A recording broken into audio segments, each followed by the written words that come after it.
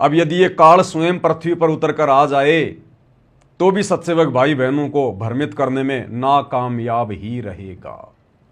और यही चाहते हैं परमात्मा, इतनी ही दृढ़ता चाहते हैं, इतना अंधविश्वास अपने गुरु पर ज्ञान को आधार बनाकर जिसको हो जाएगा, उस आत्मा के मोक्ष में फिर इस कलयुग की पिछली पीढ़ी में कोई संशय नहीं होता।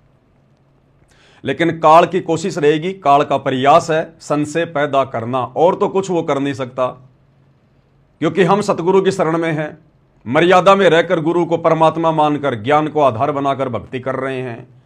समर्थ सतगुरु ने अपना रक्षा कवच अपने सत्सेवक बच्चों के चारों तरफ, उनके घरों के चारों तरफ बना रखा है।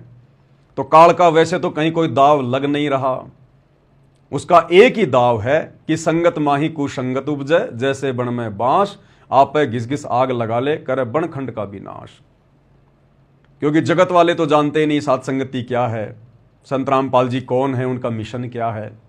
तो काल किन के माध्यम से भ्रमित करवाने का प्रयास करेगा? हमारे ही भगत भाई बहनों के माध्यम से, जो साध संगति से बागी हो चुके हैं अपनी नालायकी के कारण, अपने कमजोर संस्कारों के कारण, या कुछ एक आत्माएं जो सतलोक आश्रमों से जुड़ी हुई है, जो अपनी मंदबुद्धिता के कारण, अज्ञानता के कारण साध संगति का विरोध कर रहे हैं, अपने ही भगवान के वचनों का विरोध कर रहे हैं, सत्संगों का विरोध कर रहे हैं, यथार्थ 13वें कबीर पंथ का साध संगति का विरोध कर रहे हैं।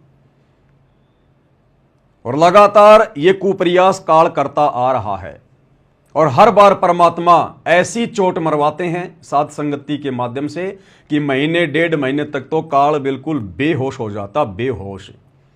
जब उसे होश आता है तो डर के मारे फिर से नया षड्यंत्र खड़ा करता है, और ऐसा ही एक नया षड्यंत्र उसने फिर से खड़ा किया है।